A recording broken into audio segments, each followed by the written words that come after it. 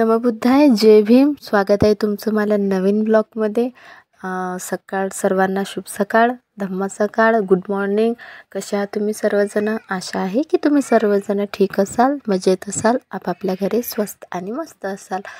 तर सकाळचे 4:30च्या दरम्यान मी उठली होती. समजा 4:15 4:30च्या दरम्यान उठली होती आणि सध्या 5 वाजले होते. 5 वाजता नंतर मी स्वयंपाकाला लागली होती. कारण 4 4:15 वाजता उठले की आधी आशूच मला बरोबरी करून द्यावं लागते, म्हणजे तो मला मागं सुटते म्हणून. आणि ते झाल्यानंतर मग मला काही बाकीचे कामं असतात. अंगण झाडून घेणं, शेण काढून घेणं, झाडून घेणं आणि काही आंघोळ करून घेणं, अशा प्रकारचे माझी काही कामंही असतात. फ्रेश होऊन आल्यानंतर मी लगेच आंघोळ करून घेते. आणि चूलही पेटवणं असते, पाणी गरम करणं असते आंघोळीसाठी. तर याच्यात मला अर्धा पाऊण तास तरी निघून जाते. तो अर्धा पाऊण तास निघून गेल्यानंतर मी एक 5 ते 5:15च्या दरम्यान मग मी इथं स्वयंपाकाला बसली होती. 5:45च्या दरम्यान आशूच्या बाबाला जायचं होतं कामाले. तर म्हणून मी 5 5:15च्या दरम्यान मी स्वयंपाकाला इथं बसले. तर सकाळची स्वयंपाकाची घाई होती मला मागं. आणि त्याच्यात आशूची तब्येत 2 दिवस झाले बरी होते, 2 दिवसानंतर अजून बिघडते. म्हणजे ताप त्याची कधी येते कधी जाते अशी कंटिन्यू चालू आहे. तर 2-3 दवाखाने होऊन झाले त्याचे आणि औषधही त्याला कंटिन्यू देणं चालू आहे. तरी थंडीचा असा प्रभाव त्याच्यावर पडला की तब्येत त्याची एकदम अशी बरी होत नाही आहे. 2 दिवस बरी असली की तिसऱ्या दिवशी अजून बिघडते म्हणून.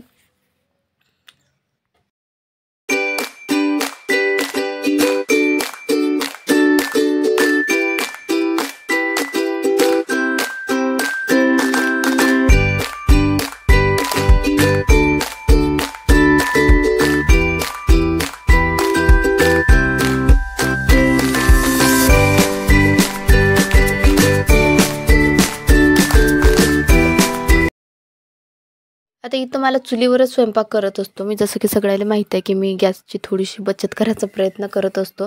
आणि सकाळ थंडी जास्त असते, त्याच्या कारणानं असं वाटते चुलीजवळ जर स्वयंपाक केला तर तेवढंच थंडी कमी लागेल आणि एक गॅसची बचत होईल. अशा या उद्देशानं म्हणून मी नेहमी चुलीवरच स्वयंपाक बनवत असतो. सकाळचा तर मी चुलीवरच बनवतो. तर इथं आशूच्या बाबाला नाश्ता करायचा होता. तर मग त्याला म्हटलं की इथं जवळच बसा. ते आंघोळ करून आले होते म्हणून त्यांना थंडी लागत होती म्हणून ते तिथंच बसले चुलीजवळ. तर ते चुलीजवळ बसले आणि तिथंच त्यांना मी जेवण दिलं होतं. तर इथं जेवण म्हणजे नाश्ताच दिला होता. नाश्ता तरी ते असे पोहे वगैरे काही खाऊन जात नाहीत, कारण वावरातलं काम असते, तूर सोंग्याचं भारी काम असते आणि पोहे वगैरे नाश्ता हा पोटात राहत नाही जास्त वेळ. म्हणून त्यांनी 1-2 चपाती तरी सकाळची, 1 चपाती 1.5 चपाती अशी थोडासा नाश्ता करून ते कामाला जात असतात. तर इथं मला नाश्ता बनवून म्हणजे नाश्ता आणि स्वयंपाक मी सारखाच बनवून घेत असतो. तर 1-1.5 चपाती ते घरी नाश्त्याला खातात आणि 2-2.5 चपात्या ते सोबत घेऊन जातात डब्यावर म्हणून. तर इथं त्यांचा नाश्ता चालू होता आणि मला इथं एक साईड स्वयंपाक झाल्यानंतर मी आज भाजी दुसरी काही नाही, फक्त टोमॅटोची चटणीच बनवली होती. कारण आशूचे बाबा म्हणल्यास टमाट्याची चटणीच बनव, दुसरं काही करू नको. तर मग टमाट्याची चटणी बनवली होती आणि त्याच्यावर मग दुसरी भाजी म्हणजे दुसरा भाजी आणि दुसरा स्वयंपाक अजून मी 9 9:30च्या दरम्यान बनवतो. कारण एवढा लवकर जर इतर स्वयंपाक करून घेतला तर जास्त म्हणजे थंडा होते म्हणून. आणि म्हणून मी एवढ्या लवकर तर बनवत नाही, फक्त आशूच्या बाबाचा डब्बाच बनवून देत असतो. आणि आता इथं डब्बा वगैरे सगळं झालं होतं, नाश्ताही झाला होता. तर चहा बनवला होता सकाळी, कारण मी आंघोळ करून आली होती तर मी चहा वगैरे काही घेतला नाही. आणि थंडीचं वातावरण आहे त्या कारणानं माहिती आहे का, असं सकाळी आंघोळ करून आल्यावर एवढं डोकं पकडते, एवढं डोकं दुखते भयंकर. आणि त्या डिलिव्हरीपासून मला डोक्याचा त्रास चालू झाला. डिलिव्हरी जशी झाली तसं थंडी असली की माझं डोकं एकदम दुखायला लागते. तर त्यात सकाळी उठून ते जे कामं असतात आपल्या गृहिणीचे ते तर करावंच लागतात. कारण नवरा जर कामाला जात असेल, तो कामाला गेला तर घरी खायला आणेल, या उद्देशानं मग आपलं दुखणं थोडंसं साईडला ठेवून नवऱ्याची पहिले सोय करून देणं हे कर्तव्य असते. आणि तेच कर्तव्य माझं चालू होतं.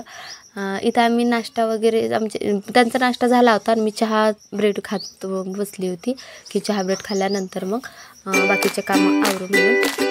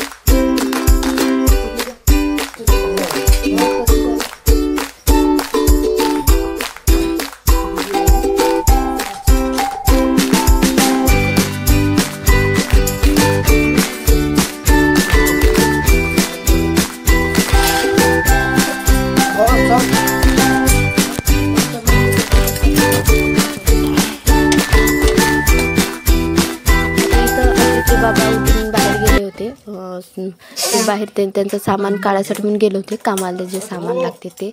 आणि इथं चुलीजवळ बसूनच मी त्याचा डबाही बांधून ठेवून दिला होता आणि तो डबा घेऊन मग मी नंतर बाहेर गेले. आता याच्या आधी मी कधीच दाखवलं नाही की आशूचे बाबा खरंच किती वाजता जातात म्हणून. तर पाहून घ्या तुम्ही, सकाळचे 5:45 वाजले होते, म्हणजे 5:40 झाले होते. 5:45 पूर्ण वाजले नव्हते, 5:40 झाले होते. आणि त्याच टायमाला आशूचे बाबा निघाले होते. तर त्यांचं मी सगळं डबा वगैरे करून घेतला होता. आता ते म्हणत जात की मला व्हिडिओ काढू नको, तुला काय करायचं तू एकटी करत जा, मला घेऊ नको व्हिडिओ.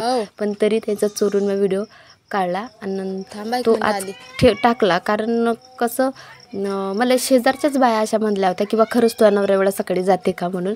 तर म्हणून व्हिडिओ टाकायचं होतं की खरंच नवरा एवढ्या सकाळीच जाते कामाले.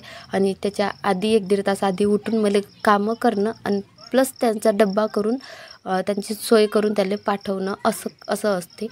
तर इथं पूर्ण अंधार आहे, पाहून घ्या. आणि सकाळचं जे आता इथं पूर्ण दिवस आला होता, 8:30-9 वाजले होते. आणि 9 वाजेपर्यंत मला अजून जे कामं असतात ते सगळे मी आटपून घेतले होते. म्हणजेच या 2 रूमची नॉर्मली क्लिनिंग करणं, ते पुसून घेणं, झाडून घेणं, काही पसारा असला तर तो आवरणं. इथं सगळ्या मला दोन्ही रूमचं क्लिनिंग करून झालं होतं. आणि बाहेर अंगणी झाडून, म्हणजे सडा टाकून अंगण झाडून वगैरे झालं होतं. हे सकाळीच आशूचे बाबा गेल्यानंतर मी पहिलं तर अंगणात सडा टाकला, सारून घेतलं, म्हणजे थोडंसं मला सारवायचं असते. आणि इथं गाई निघून गेल्या होत्या साऱ्यासाठी, तर मग ते गाईचे झाडून घेतलं. इथं थोडीशी चूल मी मातीनं आणि त्याच्या शेजारी थोडंसं शेणा मातीनं असं सारून घेत असतो, म्हणजे थोडंसं चांगलं दिसलं पाहिजे म्हणून. आणि त्याचसोबत मला सगळे कामं आटपून झाले होते आणि सोबतच कपडेही धुवून झाले होते. तर इथंच तेच कपडे सुकत म्हणजे वाळू घातले होते मी इथं. वर स्लॅपवर कधी तर म्हणजे जास्त असले म्हणजे मी घेऊन जातो वर, आणि कमी असले म्हणजे मग खालीच टाकत असतो कपडे. कारण वरी म्हणजे हवा आली की खाली पडतातच. आणि वाळू घालायला अशी काही दोरी वगैरे काही नाही, असं अँगलवरच मी टाकत असतो कपडे कधी तर.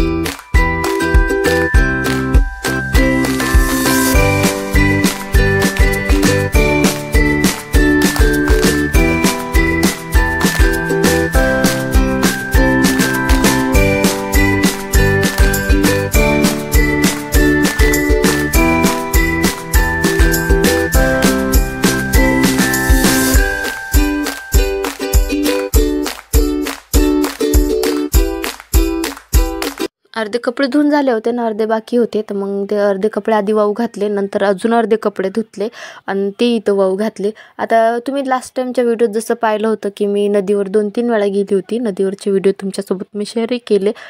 पण आता कसं आहे, आशू सासूबाई घेऊन जातात आणि मी अजून एकटीच पडते. अजून जर नदीवर मी कपडे धुवायसाठी गेली तर त्याच्यात मला 1-1.5 तास हमकाच जाते.